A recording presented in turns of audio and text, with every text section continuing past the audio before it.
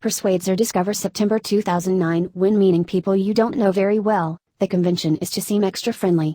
You smile and say pleased to meet you, whether you are or not. There's nothing dishonest about this. Everyone knows that these little social lies aren't meant to be taken literally, just as everyone knows that can you pass the salt? Is only grammatically a question. I'm perfectly willing to smile and say pleased to meet you when meeting new people. But there's another set of customs for being ingratiating in print that are not so harmless. The reason there's a convention of being ingratiating in print is that most essays are written to persuade. And as any politician could tell you, the way to persuade people is not just to baldly state the facts. You have to add a spoonful of sugar to make the medicine go down. For example, a politician announcing the cancellation of a government program will not merely say the program is cancelled. That would seem offensively curt. Instead, he'll spend most of his time talking about the noble effort made by the people who worked on it. The reason these conventions are more dangerous is that they interact with the ideas. Saying pleased to meet you is just something you prep into a conversation, but the sort of spin added by politicians is woven through it. We're starting to move from social lies to real lies. Here's an example of a paragraph from an essay I wrote about labor unions. As written, it tends to offend people who like unions. People who think the labor movement was the creation of heroic union organizers have a problem to explain. Why are unions shrinking now? The best they can do is fall back on the default explanation of people living in fallen civilizations. Our ancestors were giants. The workers of the early 20th century must have had a moral courage that's lacking today. Now here's the same paragraph rewritten to please instead of offending them. Early union organizers made heroic sacrifices to improve conditions for workers. But though labor unions are shrinking now, it's not because present union leaders are any less courageous.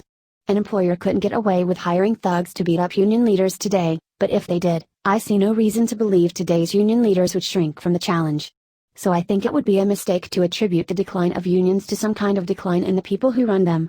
Early union leaders were heroic, certainly, but we should not suppose that if unions have declined, it's because present union leaders are somehow inferior. The cause must be external.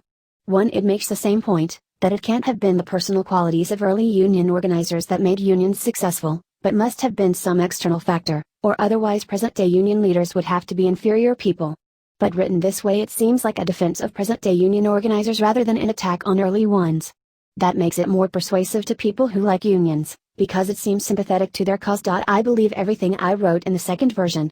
Early union leaders did make heroic sacrifices. And present union leaders probably would rise to the occasion if necessary. People tend to, I'm skeptical about the idea of the greatest generation. 2. If I believe everything I said in the second version, why didn't I write it that way? Why offend people needlessly? Because I'd rather offend people than pander to them, and if you write about controversial topics you have to choose one or the other. The degree of courage of past or present union leaders is beside the point, all that matters for the argument is that they're the same. But if you want to please people who are mistaken, you can't simply tell the truth. You're always going to have to add some sort of padding to protect their misconceptions from bumping against reality. Most writers do. Most writers write to persuade, if only out of habit or politeness. But I don't write to persuade, I write to figure out. I write to persuade a hypothetical perfectly unbiased reader. Since the custom is to write to persuade the actual reader, someone who doesn't will seem arrogant. In fact, worse than arrogant, since readers are used to essays that try to please someone, an essay that displeases one side in a dispute reads as an attempt to pander to the other. To a lot of pro-union readers, the first paragraph sounds like the sort of thing a right-wing radio talk show host would say to stir up his followers. But it's not. Something that curtly contradicts one's beliefs can be hard to distinguish from a partisan attack on them, but though they can end up in the same place they come from different sources. Would it be so bad to add a few extra words, to make people feel better? Maybe not. Maybe I'm excessively attached to conciseness. I write code the same way I write essays, making pass after pass looking for anything I can cut. But I have a legitimate reason for doing this. You don't know what the ideas are until you get them down to the fewest words. 3. The danger of the second paragraph is not merely that it's longer. It's that you start to lie to yourself. The ideas start to get mixed together with the spin you've added to get them past the reader's misconceptions. I think the goal of an essay should be to discover surprising things. That's my goal, at least. And most surprising means most different from what people currently believe. So writing to persuade and writing to discover are diametrically opposed. The more your conclusions disagree with readers' present beliefs, the more effort you'll have to expend on selling your ideas rather than having them.